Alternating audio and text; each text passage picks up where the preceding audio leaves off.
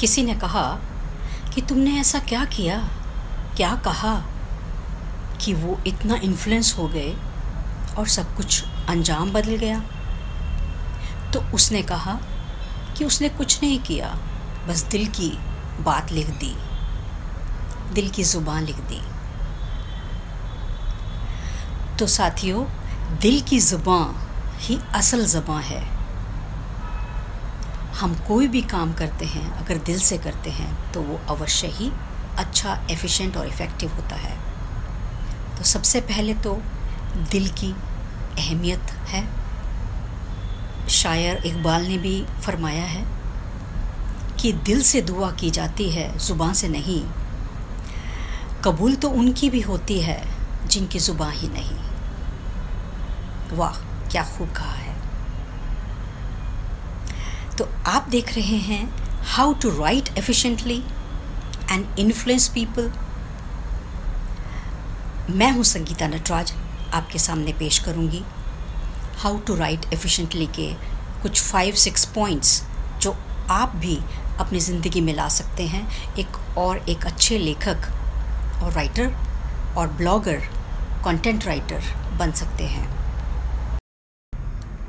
तो सबसे पहले हमारी जो रिक्वायरमेंट है अच्छा लिखने की, वो कोई और नहीं है, सिर्फ एक बात है जो सबसे इम्पोर्टेंट है, वो है प्रैक्टिस। अपने फ़ोन को, बाकी गैजेट्स को एक साइड रख दीजिए, कॉपी पेंसिल लीजिए, कोई भी टॉपिक चुनिए जो आपको पसंद हो। यहाँ तक कि कोई टॉपिक की भी ज़रूरत नहीं है। जो आपने आज करना है, आपने कोई टाइम टेबल बनाया है, उसको लिखिए बस।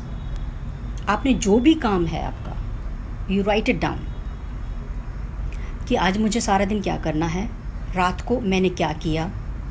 Just right a diary and nothing else. Practice writing a diary on a daily basis. This will not only be helpful in your developing your personality, but वो आपको एक बहुत अच्छा लेखक भी बनाएगी। आपको अपने आप को एक्सप्रेस करना ही सबसे इम्पोर्टेंट बात होती है, because the world needs your story. आप अपनी स्टोरी खुद ही लिख सकते हैं, कोई और नहीं लिखेगा। तो आप अपना पेपर पेंसिल लीजिए, कोई भी टॉपिक है, कोई रेसिपी है, कोई आपका खेल है, कोई भी जिस चीज़ में भी आपको इंटरेस्ट है उसको लीजिए और उस पे लिख डालिए। इसका कोई और शॉर्टकट नहीं है। तो make it a habit. 70% of the things that are your habits make you successful without any effort, so it is that simple. Second thing, दूसरी बात जो ये है वो वोकैबुलरी बढ़ाने की बात है। वो आप जैसे वर्ड्स का मीनिंग देखते हैं तो आप ऑनलाइन रिसोर्सेज यूज़ कीजिए वर्ड्स के मीनिंग देखने के लिए, सिनोनिम्स देखने के लिए, एंटोनिम्स देखने के लिए, उस वर्ड को कैसे यूज़ किया जा सकता है डिफरेंट सेंटेंसेस में, उसको आप ऑनलाइन रिसोर्सेज से कंपेयर कीजिए। कि जब भी मुझे कुछ लिखना होता है, कोई मुझे एक वर्ड है जिसका सही मतलब नहीं निकल कर आ रहा, तो मैं जाती हूँ गूगल पर, उसके सिनोनिम्स डिक्शनरी खोलती हूँ, वहाँ पर देखती हूँ कि कितने सिनोनिम्स हैं और कौन सा सिनोनिम है कि जो मेरे भावनाओं को सही से व्यक्त कर रहा है। तो ये जानना बहुत ज़रूरी है और ये आपको ऑनलाइन हर चीज़ मिल जाएगी। कोई डिक्शनरी, कुछ आपको कोई बुक अपने पास रखने की ज़रूरत नहीं है इसके लिए। और तीसरी जो बात है वो है कि आपको रीडिंग और लिसनिंग करना होगा, क्योंकि उसी से आपकी वोकैबुलरी बढ़ सकती है। तो रीडिंग और लिसनिंग जब आप करते हैं तब आप बार बार सेंटेंस फॉर्मेशन को, कैसा स्ट्रक्चर है उसको आप देखते हैं। नए नए स्टाइल आते हैं आजकल, नए स्टाइल से रिपोर्टर्स, आप जर्नलिस्ट, आप न्यूज़पेपर उठा के देखिए। Every day you will find a new slang or a new word coming into newspaper.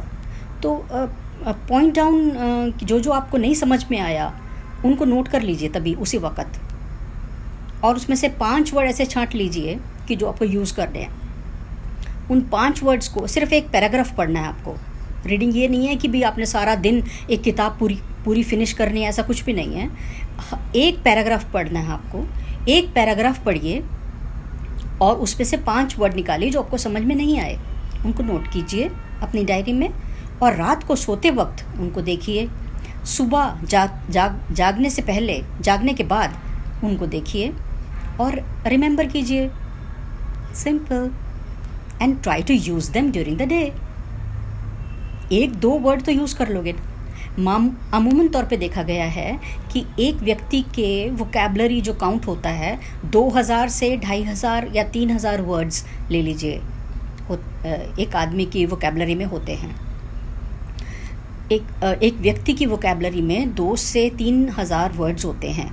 तो अगर हम 5 वर्ड रोज़ अपने रिवाइज़ कर सकते हैं, याद रख सकते हैं, उनको यूज़ करना सीख सकते हैं, तो आप देखिए कि महीने में कितने वर्ड्स हो जाएंगे और साल में कितने वर्ड्स हो जाएंगे। So the more you have vocabulary, the more you can write and you can express. is putting the words forward, while you have to make it a point that you edit what you write, then only you will be able to improve your writing. और अपने एक ऐसा सच्चा दोस्त बनाइए जो आपकी गलतियों को, खामियों से परेशान ना हो, बल्कि उसको ठीक करने की कामना रखता हो, जो उसको ठीक कर सके, आपको सलाह दे सके, सजेशन दे सके आपको, और आपकी गलतियों को ठीक करके आपको बता सके कि हाँ, यहाँ आपकी गलती है। एक ऐसा दोस्त ज़रूर बनाइए। तो राइटिंग और एडिटिंग को, दोनों को आपस में डिवाइड करना होगा। लिख कर 3 बार उसको एडिट करें, किसी से करवाएं, फिर देखें, कंपेयर करें। इम्प्रूव होता है every time you see your writing, you will improve it every time you see it. बहुत से लोग ऐसे हैं कि जिनको लगता है कि they are putting their best foot forward, but sometimes it is writing is just a vomiting of the words, कि आपके मन में जो भी आया आपने लिखा, और वो अच्छी बात है, लिखना बहुत अच्छी बात है, लेकिन उसको सही से फॉर्मल तरीके से जब हम लिखने की कोशिश करते हैं, तो बेसिकली फॉर्मल तरीके से जो राइटिंग स्टाइल्स हैं वो 4 प्रकार के होते हैं। एक तो होता है नरेटिव स्टाइल, एक होता है डिस्क्रिप्टिव स्टाइल, एक होता है कि इंफॉर्मेटिव स्टाइल, जिसमें आपको, एक होता है persuasive style. Normally what we write is generally it is descriptive style of writing. Generally we follow that, कि एक चीज़ हमने डिस्क्राइब की है, हमारा ओपिनियन है उसमें, हमने किसी को परसुएड नहीं करना है, हमने जो फील किया वो लिखा उस चीज़ के बारे में, तो वो हो गया डिस्क्रिप्टिव। यानी कि हमने डायरी लिखी है, हमने पोइट्री लिखी है, हमने किसी विषय के ऊपर कुछ लिखा है। नरेटिव वो होता है कि जैसे मूवी की स्क्रिप्ट होती है, वो नरेटिव होती है, यानी कि वो शुरू से लेकर एंड तक अगर हम किसी चीज़ के बारे में लिखते हैं वो नरेशन होता है। वो स्क्रिप्ट राइटिंग भी हो सकता है, मूवी वो स्क्रीन प्ले भी हो सकता है। और उसके बाद होता है कि इंफॉर्मेटिव, यानी कि जब हम किसी कंपनी का ब्रोशर लिख रहे हैं या कोई अपना कोई एडवर्टीजमेंट डिज़ाइन कर रहे हैं, उसमें हमें फैक्ट्स देने होते हैं। We don't have to convince anybody, and we have to just give the facts and convince that the information is correct in that fact. And fourth one is persuasive. Persuasive का मतलब होता है कि हमने अपनी persuasion power लगानी है उसमें, ताकि जिन लोगों के सामने हम information पेश कर रहे हैं वो हमारी information को सच्चाई मान सकें। जैसे एक कंपनी शेयर होल्डर्स को जो इन्फॉर्मेशन देती है, इस प्रकार से ये 4 स्टाइल होते हैं।